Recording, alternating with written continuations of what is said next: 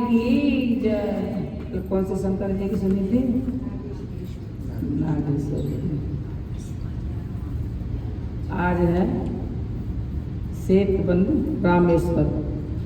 बोल रामेश्वर भगवान की जय। कौन कौन गए हैं रामेश्वरम?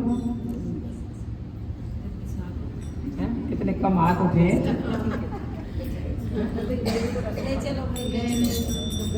बोल शंकर भगवान की। भाई रामेश्वरम में तो कोई चढ़ाई वढ़ाई कुछ भी ना, बड़े आराम से यहाँ से चेन्नई से रामेश्वरम बहुत बढ़िया जगह है। बुढ़ापा किसने देखा है, बदन कर मस्त जवानी में बुढ़ापा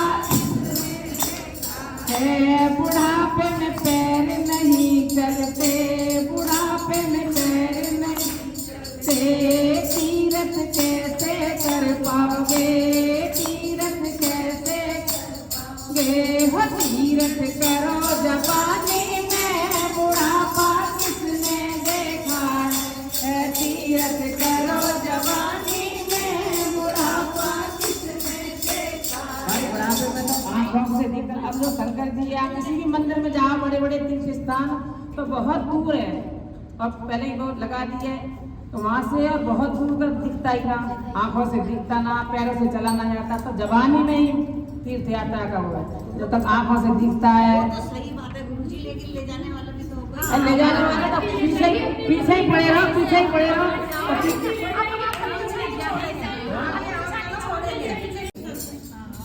11वां ज्योतिर्लिंग सेतुबंध और रामेश्वरम भारत के तमिलनाडु राज्य में रामनाथ के जिले में दक्षिण पूर्व में रामनाथपुरम के पास है। मर्यादा पुरुषोत्तम श्री रामचंद्र जी ने स्वयं अपने कर कमलों से इसकी स्थापना की है। इसे सभी जानते हैं। भगवान राम ने जब रावण से जब लड़ाई की उससे पहले स्थापना करके जब समुद्र पार कराए, पहले स्थापना अपने हाथों से की है। हाँ, रावण ने पूजा कराई है, कोई विद्वान था ही ना। संसार में रामेश्वरम का यह सुप्रसिद्ध शिवालय समुद्र तट पर गंधमादन नामक बालू के विशाल पर्वत पर अवस्थित है। यह मंदिर द्रविड़ शिल्प संस्कृत से निर्मित 11वीं सदी का श्रेष्ठ प्राचीन मंदिर है। ज्योतिर्लिंग के रूप में यह तीर्थ स्थान चारों धाम में एक पवित्र स्थान है। रामेश्वर की कथा रामचरितमानस में है। सीता जी की खोज में श्री राम लक्ष्मण निकल पड़े थे, तब वानराधीश सुग्रीव ने इनकी मित्रता हुई और इससे विशेष हनुमान जी की सहायता से सीता जी लंका की अशोक वाटिका में होने का पता चला। श्री राम लंका में पहुंचने का अभियान करने के लिए वानराधीश के साथ वानर सेना को संगठित करके दक्षिण के तथा समुद्र तट पर आ पहुंचे। फिर समुद्र के उस पार जाने के लिए समुद्र पूजन किया। फिर भी रास्ता न मिलने पर कुपित होकर समुद्र सुखाने के लिए सरसंधान किया। तब समुद्र भय से मनुष्य रूप में प्रकट हो गया। समुद्र ने सेतु बंधन का सुझाव दिया। श्री राम लक्ष्मण ने नल नील नामक वानर मित्र की सहायता से सेतु बंधन निर्माण कर दिया। बाद में वन जाने पर लंका चढ़ाई करने से पहले उन्होंने समुद्र तट पर बालू का से पार्थिव शिवलिंग बनाकर षोडचार से विधिवत शिवजी का पूजन की और उच्च स्वर से बम बम भोले की नाद बोलकर जय जयकार किया। शिवजी इससे प्रसन्न होकर राम के समक्ष प्रकट हो गए और वर मांगने को कहने लगे। राम ने महेश्वर की प्रार्थना करके कहा कि दूसरों के उपकार के लिए आप यहाँ निवास कीजिए और रावण पर विजय प्राप्त करने का आशीर्वाद मांगा, जो भगवान शिव ने सहर्ष उन्हें प्रदान किया। श्री रामेश्वर से थोड़ी दूर पर आज जहाँ भरत महासागर और बंगाल की खाड़ी का समुद्र मिलते हैं, यहीं पर श्री राम ने सरसंधान किया था। यह स्थान आज भी धनुष कोडी कहा जाता है। यह भारी बंदरगाह है। यहाँ से वर्तमान लंका को जहाज जाया करते हैं। धनुषकोडी तक रेल मार्ग है। कहते हैं कि श्री राम के सेतु के सहारे ही अंग्रेजों ने रेल मार्ग बनाया है। समुद्र सेतु दर्शन और इस रामेश्वर ज्योतिर्लिंग के दर्शन पूजन का बड़ा महात्म है। एक दूसरी कथा भी है कि लिंग स्थापना के संबंध में है। लंका विजय पाकर श्री राम जी सीता जी को लेकर वानर दल सहित वापस आने लगे तो समुद्र के इस पार गंधमादन पर्वत पर पहला पड़ाव डाल दिया। उसी समय ऋषि मुनिगण वहां आ पहुंचे। श्री राम जी ने उनका सत्कार करते हुए कहा कि मुझे रावण का शिव भक्ति का विनाश करने का पातक लगा है। कृपा करके बतलाइए कि इस पातक से मुक्ति पाने का क्या उपाय है। मुनीश्वरों ने शिव गुणगान करते हुए बताया कि आप शिवलिंग की स्थापना कीजिए, इससे सब पाप छूट जाएगा। तब भगवान श्री राम ने महावीर हनुमान को कैलाश जाकर लिंग लाने का आदेश दिया।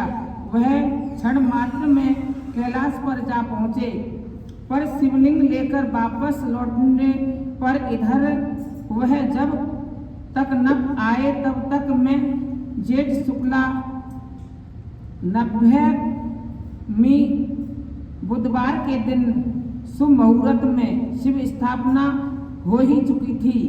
मुनियों ने हनुमान के आने में कहीं विलंब हो गया तो कहीं पुण्यकाल का मुहूर्त न निकल जाए, इस आकांक्षा से तुरंत लिंग स्थापन करने की प्रार्थना की और जानकी जी द्वारा बालू का निर्मित शिवलिंग श्री राम ने कर कमल से स्थापना कर दी। हनुमान जी को यह सब देखकर बड़ा क्षोभ हुआ और वह अपने प्रभु के चरणों पर गिर पड़े। भक्तपरायण भगवान ने अपनी पीठ पर हाथ फेरते फेरते उन्हें समझाया, उनके आने के पूर्व लिंग स्थापना का कारण बतलाया और अंत में उनके संतोषार्थ की अच्छा तुम इस स्थापित लिंग को उखाड़ डालो, मैं इसके स्थान पर तुम्हारे द्वारा लाए गए लिंग को स्थापित कर दूंगा। हनुमान जी प्रसन्नता से खिल उठे। स्थापित लिंग उखाड़ने को झपटे पर हाथ लगाने से मालूम हुआ कि काम आसान नहीं है। बालू का लिंग वज्र बन गया था। अपना समूचा बल लगाया पर व्यर्थ, आखिर उसे अपने लंबी पूंछ से लपेट फिर किलकारी मारकर जोर से खींचा। पृथ्वी डोल उठी पर लिंग तस से मस न हुआ। उल्टे हनुमान जी मूर्छित होकर गिर गए। इसके मुख आदि देह छिंदों से रुधिर बहने लगा। श्री रामचंद्र जी आज सभी व्याकुल हो गए। श्री सीता जी उनके शरीर पर हाथ फेरती हुई रुधिर करने लगी। बहुत काल बाद उनकी मूर्छा दूर हुई। सन्मुख भगवान पर दृष्टि जाने पर साक्षात पर ब्रह्मांड रूप में दर्शन हुए। वह झट उनके चरणों पर पड़ स्तुति करने लगे। भगवान ने उन्हें सांत्वना देते हुए कहा कि तुमने भूल की है जिससे इतना कष्ट मिला।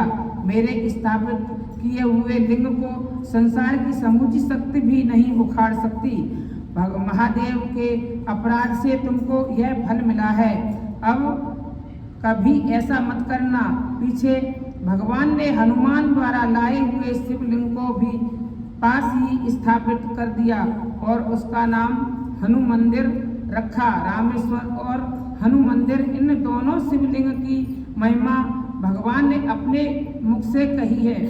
1000 योजन की दूरी पर से भी यह मंदिर तथा श्री रामेश्वर का स्मरण करके मनुष्य शिव सानिध्य को प्राप्त कर लेता है। जिसने हनुमान मंदिर रामेश्वर महादेव का दर्शन कर लिया, उसके सारे यज्ञ सारे तप कर लिए और व्यक्ति रामेश्वर महादेव का दर्शन पूजन करता है, रामेश्वर शिवलिंग पर गंगाजल का अभिषेक करता है, वह अंत में मोक्ष प्राप्त करता है। श्री रामेश्वर जी का मंदिर प्रायः 1000 फीट लंबा, 640 फीट चौड़ा और 120 किलोमीटर ऊंचा है। इस दिव्य मंदिर के प्रवेश द्वार पर ऊंचे ऊंचे गोपुरम हैं। इसका नक्काशी काम, शिल्प मूर्ति और ऊंचाई से लोगों का संरक्षण मन अपने आप विशाल बन जाता है।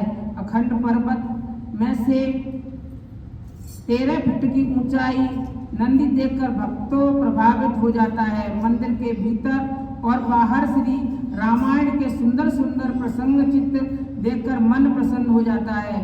चांदी से मड़वाए हुए अर्धे पर सफेद हीरों से बनी रामेश्वर की लिंग पर चांदी के त्रिपुंड तथा श्वेतरीय वस्त्रों के धारण किए गए हैं। शोभायमान लिंग पर गंगोदय और बिल्व पत्र अर्पित किए जाते हैं।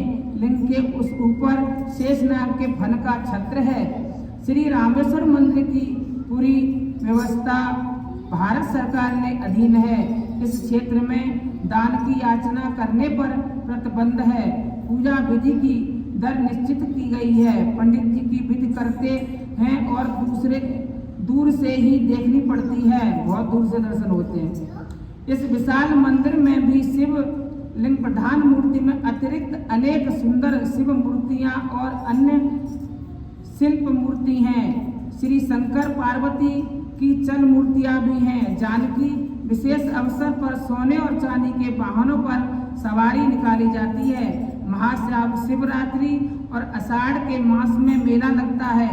मंदिर के अंदर 24 कुएं हैं। जो गए हैं उनको पता होगी 24 कुएं हैं। आप गए हो? आप गए हो? सबसे नहाते दर्शन करते हैं। पहले समुद्र में नहाते हैं, फिर सारे कुओं पे नहाते हैं, फिर वस्त्र बदल के फिर प्रसाद चढ़ाते हैं और दर्शन करते हैं। सारे मतलब कुआ पे नहाते हैं। लोग ब्राह्मण होते हैं।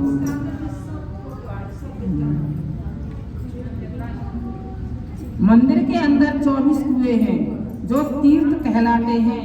इन सब कुओं का जल मीठा है, किंतु मंदिर के बाहर के सभी कुओं का जल खारा है। कहते हैं भगवान ने अपने अमोद बाणों द्वारा इन कुओं का निर्माण किया था और उनमें भिन्न भिन्न तीर्थों का जल मंगवाकर डाला था। इसमें से कुछ नाम ये हैं: गंगा, यमुना, गया, शंख, चक्र, कुमुद। इन कुओं से अतिरिक्त श्री रामेश्वर धाम के अंतर्गत कई दर्शनीय तीर्थ हैं।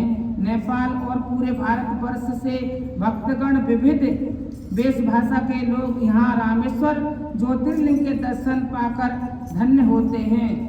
अस्तु। बोल रामेश्वर धाम की जय।